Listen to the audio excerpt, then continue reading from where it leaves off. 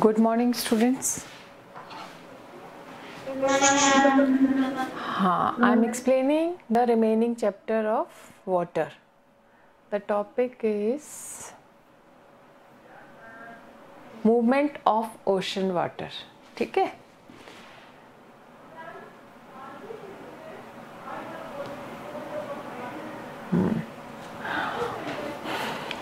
Okay. Ocean water में क्या होता है? कॉन्टिन्यूसली मूवमेंट होता रहता है, कभी वेव्स के रूप में, कभी टाइड्स के रूप में, कभी करंट्स के रूप में. इसीलिए जो ओशन वाटर का मूवमेंट है उसी के बारे में कि भाई स्टिल नहीं रहता, वो एक जगह स्थिर नहीं रहता, लगातार उसमें मूवमेंट होता रहता है. Oceans are very large water bodies surrounding the continents.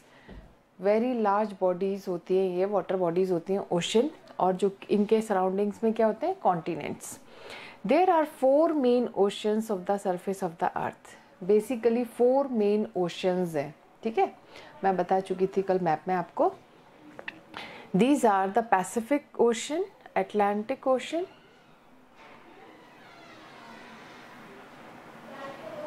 Indian Ocean and the Arctic Ocean. इस तरह के 4 टाइप्स ऑफ ओशन है. These oceans have a moderating effect on the climate of coastal areas of the continents.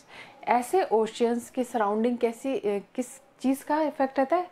Climate जो होता है coastal areas के आसपास moderating रहता है, ना बहुत ज़्यादा ठंड ना बहुत ज़्यादा गर्मी. ठीक है. The ocean water is never still, मतलब कभी भी कांस्टेंट नहीं होता. ओशन वाटर क्या है? उसमें मूवमेंट होते रहते हैं. ठीक है.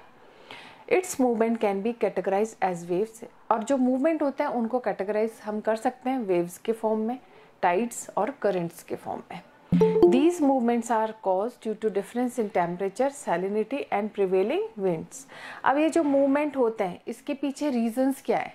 अलग अलग फैक्टर्स हैं.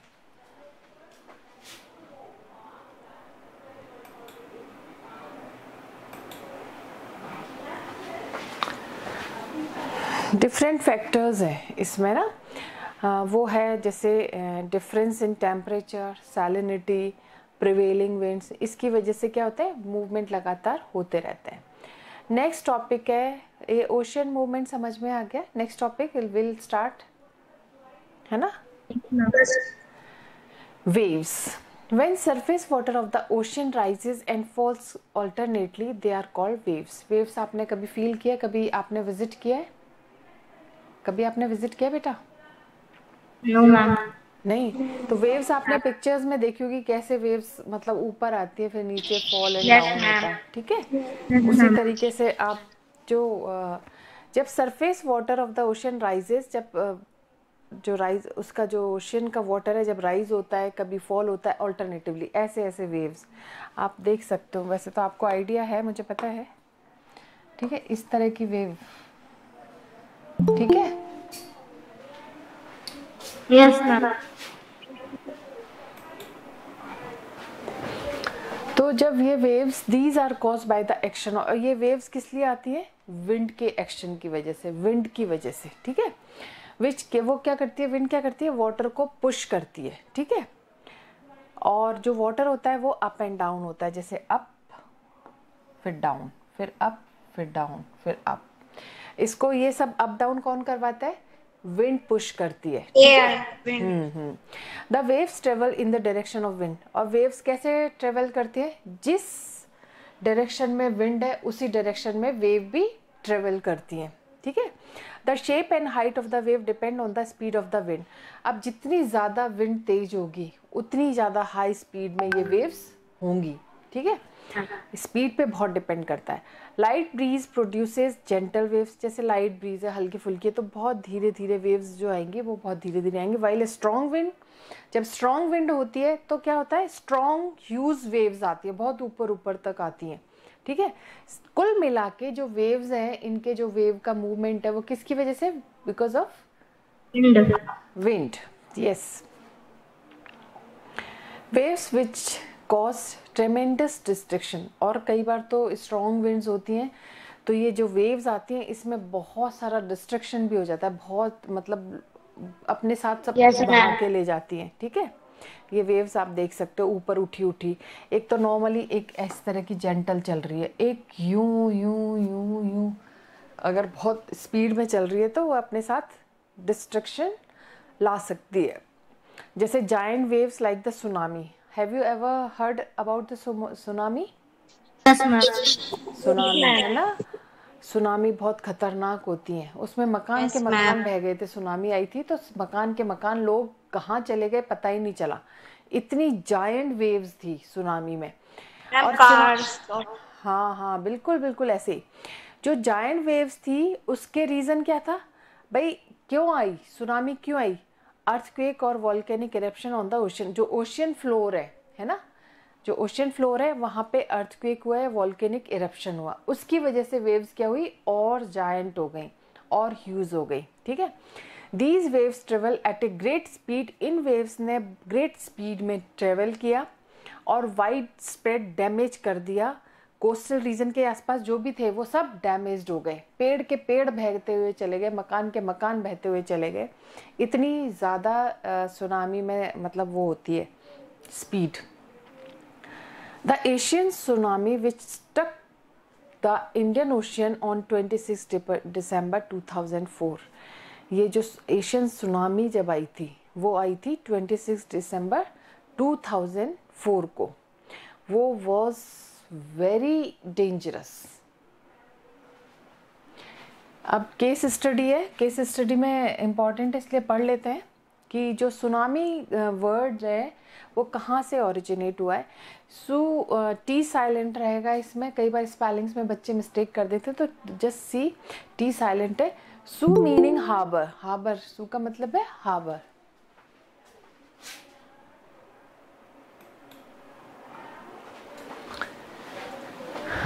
है ना,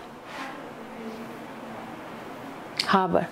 और नामी मीनिंग है wave, it means huge tidal waves, इसका मतलब सुनामी का अगर हम निकालें तो इसका मतलब होता है ह्यूज, विशाल tidal waves. These waves are also known as the harbour waves, इन वेव्स को हार्बर वेव्स के नाम से भी जाना जाता है। Tsunami can be caused due to underwater earthquake, volcanic eruption and underwater massive explosion on December 26, 2004.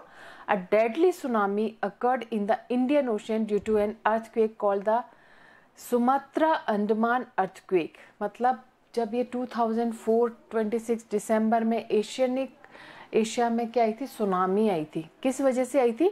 जो ओशन वाटर है उसमें क्या हुआ था, अर्थक्वेक या वॉल्केनिक इरप्शन हुआ था, ठीक है, जिससे मैसिव एक्सप्लोजिव, जो कि क्या था, मैसिव एक्सप्लोजिव था। और जो इंडियन ओशियन में अर्थक्वेक आया था उसको नाम दिया गया सुमात्रा अंडमान अर्थक्वेक। इसका जो एपी सेंटर था, मेजर करते हैं ना कि कितने तेज गति से आई थी, इसका जो एपी सेंटर या कौन सा केंद्र बिंदु कहाँ पे ये आई थी, was off the west coast of Sumatra in Indonesia. सबसे ज़्यादा जो इफेक्टिव था, जो एपी सेंटर था जहाँ से ये इमर्ज हुई, ओरिजिनेट हुई, वो हुई थी सुमात्रा इंडोनेशिया में। The earthquake which major 9.0 on the Richter scale, जो अर्थक्वेक वहाँ पे आया था वो जो रिचर स्केल पे मेजर किया गया था वो 9.0, that is very very destructive. A series of tsunami waves at high as 30 meters that caused devastation, destruction on the coast countries and bordering the Indian Ocean. इसकी जो वेव्स आई थी वो 30 metres तक हाई थी, है ना, जिसमें बहुत डिस्ट्रक्शन हुआ, कोस्ट के आसपास की जो कंट्रीज थी वो बिल्कुल पूरी तरह से डिस्ट्रॉय हो गई थी। Tsunami affected the coastal areas across south and south east Asia. Tsunami ने जो अफेक्ट किया कोस्टल एरियाज को साउथ से लेके साउथ ईस्ट एशिया तक किया। इंडिया, इंडोनेशिया, श्रीलंका, थाईलैंड, ये कंट्रीज ऐसे थे जहाँ पे मैक्सिमम डिस्ट्रक्शन हुआ, ठीक है। 2004 में जो सुनामी आई थी ना, सबसे ज़्यादा डिस्ट्रक्शन इन कंट्रीज को फेस करना पड़ा। Coastal areas of Malaysia, Myanmar, Bangladesh, Maldives and East African countries of Somalia, Kenya, Tanzania, Madagascar suffered severe damage.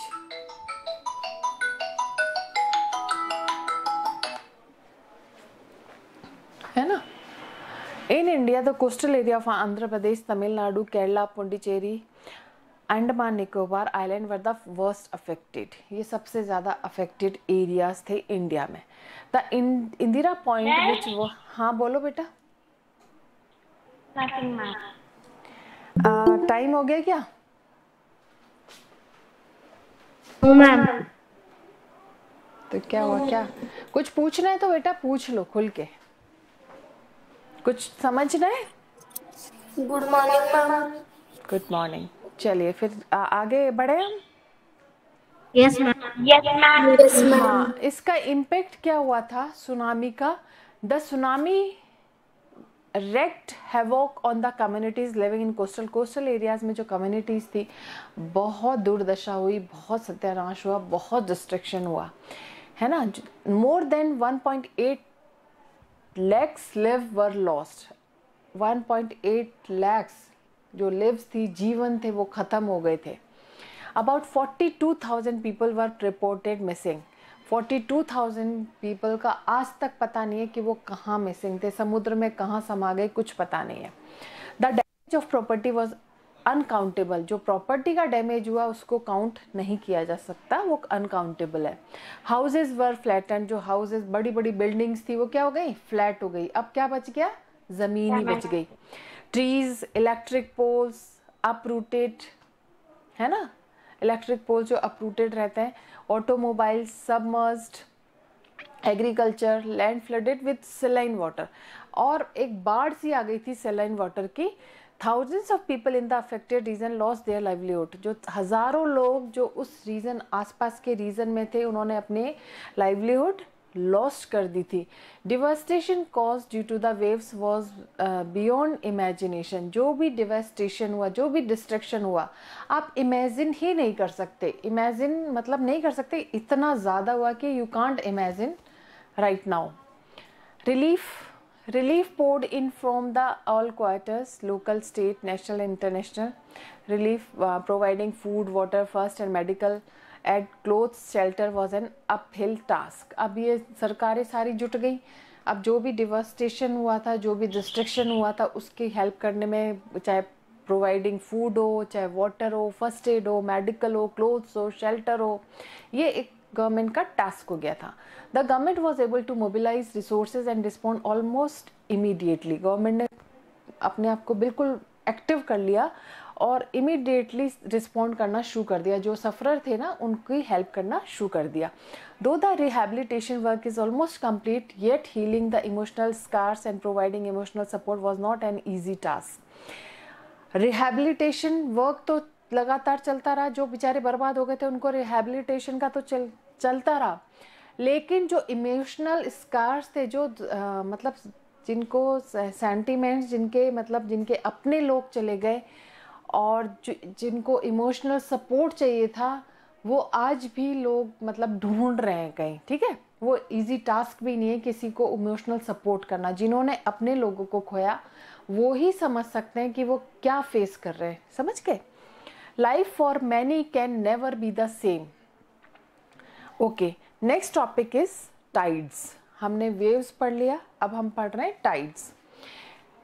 ये टाइड्स, वेव्स तो लगातार आती है बिकॉज ऑफ द विंड के डायरेक्शन में ट्रेवल करती है। अब टाइड्स देखो, ये होता है पीरियोडिक राइज, मतलब डेफिनेट टाइम में ये राइज होता है। और बिल्कुल अब आप देखोगे एक एरिया है, टाइड्स आए, बहुत तेजी से आई, फिर 2-3 घंटे बाद चली गई, तो बिल्कुल क्लियर, मतलब लगेगा ही नहीं कि टाइड्स आए थे। अगर कोई गुजरात गया होगा तो देखेगा। वही हम समझने की कोशिश कर रहे हैं कि टाइड्स होता क्या है। ये पीरियोडिक राइज एंड फॉल है ओशियन वाटर का, है ना। एक रेगुलर इंटरवल पे होता है, एक स्पेसिफिक इंटरवल पे होता है, ट्वाइस अ डे, दिन में 2 बार। ठीक है, इसी को टाइड के नाम से जाना जाता है। व्हाट इज टाइड, समझ गए। Periodic rise and fall of ocean water is called tide. ठीक है, वाटर एट रेगुलर इंटरवल्स। ठीक है, tides are experience in the oceans and seas. ज़्यादातर टाइड्स ओशन एंड सीज में एक्सपीरियंस किए जाते हैं। When the level of sea water rises, जब सी वाटर का लेवल राइज होता है तो इट इज हाई टाइड। क्या होता है ये, तब हाई टाइड आता है। And when the level falls, जब लेवल गिर जाता है ओशियन एंड सीज का, तब क्या होता है, it is low tide. High tide low tide समझ आ गया. Gravitational attraction of the moon and the sun causes this type. अब जो ग्रेविटेशनल अट्रैक्शन है मून और सन की वजह से, वही टाइड्स का रीजन है. ग्रेविटेशनल अट्रैक्शन होता है ना, जब आप पढ़ चुके हो ग्रेविटेशन क्या होता है. These occur twice a day, ये दिन में 2 बार होता है. ठीक है.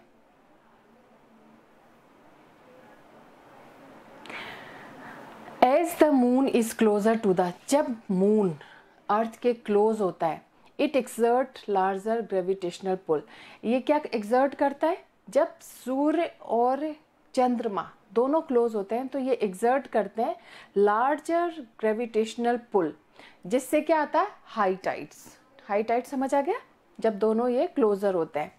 द हाई टाइड्स, हाँ, height of tides depends upon the relative position of the moon. अब जो हाई टाइड मतलब इसकी हाइट कितनी रहेगी टाइड्स की, ये डिपेंड करती है कि मून की पोजीशन क्या है and the sun with respect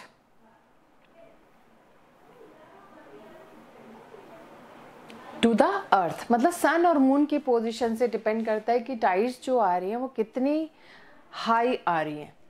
during full moon and new moon days the sun, the moon and the earth are in the same line resulting in extra high tides. अच्छा, सबसे ज़्यादा high tides कब आती है, ये important है, जब full moon होता है, पूर्णिमा जिसे अपन कह सकते हैं, फुल मून है ना, और न्यू मून होता है, sun moon and the earth जब सेम लाइन में होती हैं, तीनों एक लाइन में होती है, मैं डायग्राम से समझाऊंगी, तो एक्स्ट्रा हाई टाइड्स आते हैं. इनको हम स्प्रिंग टाइड्स के नाम से भी जानते हैं. When the moon is in the first and last quarter, जब मून अपने फर्स्ट एंड लास्ट क्वार्टर में होता है तो the sun and moon are at right angle. जब सन और मून राइट एंगल में होता है and the water gets drawn in diagonally opposite direction. Water क्या होता है, डायगोनली अपोजिट डायरेक्शन में चला जाता है. This result is low tide.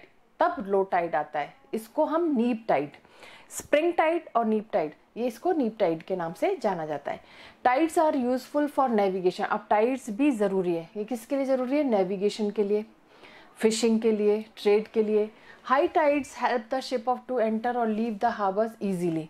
High tides क्या है, टाइड्स के सहारे किनारे पे शिप आ भी जाता है और किनारे से जल्दी से चला भी जाता है. इतना भारी होता है, थोड़ा मुश्किल हो जाता है, तो हाई टाइड्स हेल्प करता है जिससे कि शिप्स एंटर कर सकते हैं, लीव कर सकते हैं हार्बर्स में easily. Tides help in fishing. Tides fishing, fish भी क्या करती हैं, उन टाइड्स के साथ आ जाती हैं, तो जो फिशरमैन है वो जल्दी से जो फिशेज हैं उसको कैच कर सकते हैं. During high tide more fish come near the shore. और हाई टाइड्स में तो क्या है, अपने आप ही किनारे पे आ जाती है, फिशरमैन के पकड़ में बहुत जल्दी से आ जाती है. प्लेंटीफुल कैच, मतलब बहुत हाई टाइड आएगा, टाइड के साथ मछली आ जाएगी, किनारे ही आ जाती हैं, ज़्यादा एफर्ट्स करने की ज़रूरत नहीं है, वो कैच कर सकते हैं प्लेंटीफुल ज़्यादा मात्रा में. Tides also help to generate electricity. Tides से इलेक्ट्रिसिटी भी जनरेट होती है. ठीक है. As the sea water gushes in during a high tide, जब सी वाटर हाई टाइड में होता है, its energy can be tapped and use to generate electricity. इसकी एनर्जी को ट्रैप कर लिया जाता है और इससे इलेक्ट्रिसिटी जनरेट होती है. India is yet to start utilizing tidal energy. India भी अभी तक अपनी टाइडल एनर्जी को यूटिलाइज कर रहा है. अब देखिए, ये देखिए आप, मैं डायग्राम, स्प्रिंग टाइड, आप देखो, न्यू मून समझ आ गया, ये सन आ गया, ये फुल मून, सन है ना, ये मून फर्स्ट क्वार्टर में. तो जब ये तीनों एक डायरेक्शन में होते हैं तो स्प्रिंग टाइड होता है. जब मून और ये अपने फर्स्ट क्वार्टर फोर्थ क्वार्टर में होते हैं तो तब क्या होता है, नीप टाइड होता है. ठीक है. अब नेक्स्ट है, जो नेक्स्ट ओशनिक मूवमेंट है वो है ओशियन करंट्स. मेरे ख्याल से टाइम हो गया क्या टाइम?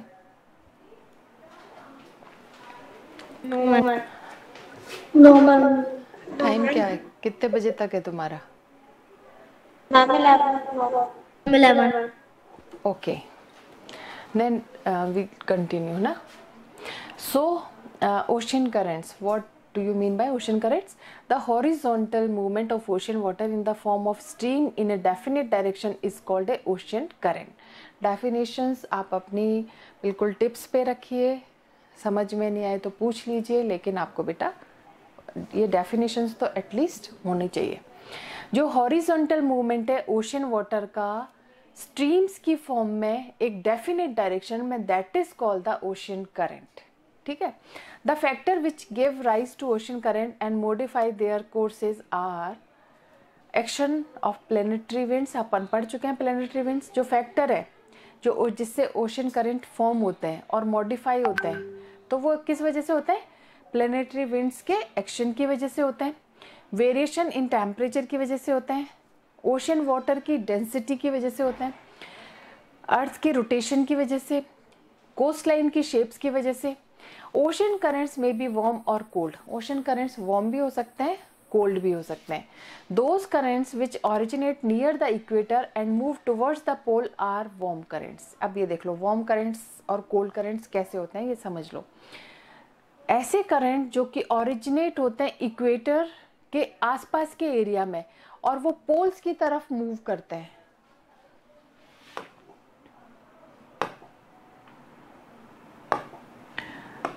है ना, इक्वेटर, ये तो गोल नहीं बना मेरे से, ये इक्वेटर हो गया। ठीक है, इक्वेटर सबको क्लियर है ना? Yes ma'am. है। अब नियर द इक्वेटर ये कहाँ मूव करता है? पोल्स की तरफ। ठीक है, जब ये पोल्स की तरफ मूव करते हैं तो क्या आता है, क्या होता है? Warm current. Cold current move from the poles towards the tropic of lower latitudes. जब कोल्ड करंट आता है तो वो पोल से ट्रॉपिक है ना, पोल से जब ट्रॉपिक और लोअर लैटिट्यूड की तरफ आता है तब वार्म करंट कोल्ड करंट बनता है। ठीक है, warm currents are less dense than cold ocean current. जो वार्म करंट है वो कम डेंस होता है बजाय कोल्ड करंट, ओशन करंट के। The general circulation of ocean current is clockwise in the northern hemisphere and anti clockwise in the southern hemisphere. जो general circulation है ओशन करंट का वो होता है क्लॉकवाइज होता है। ठीक है, क्लॉकवाइज होता है नॉर्दर्न हेमिस्फीयर में और एंटी क्लॉकवाइज होता है सदर्न हेमिस्फीयर में, due to the rotation of the earth के रोटेशन की वजह से।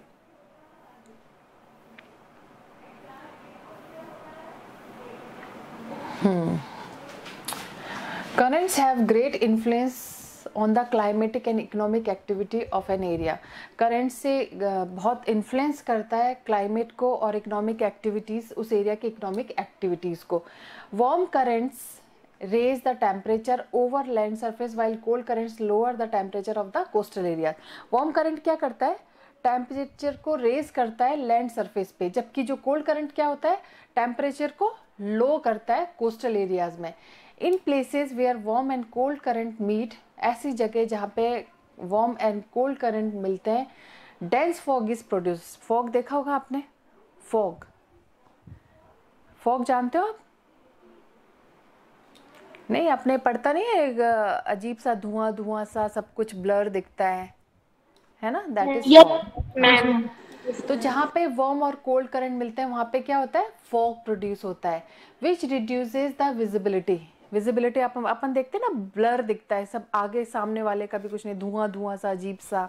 मौसम में ठंडक देखते हो ना, फॉग ठंड के दिनों में। तो हाँ, तो थोड़ा सा ये क्या करता है? Fog is produce which reduce the visibility को रिड्यूस कर देता है, और ये क्या हो जाता है? रिस्की हो जाता है शिप्स के लिए। शिप्स को सेल करना, जब शिप को सामना दिखेगा ही नहीं तो वो कैसे सेल करेगा, तो उनके लिए थोड़ा सा रिस्की हो जाता है। Warm current keep the seas and ocean free from the icebergs, thus provide safe and easy sailing in the cold reason.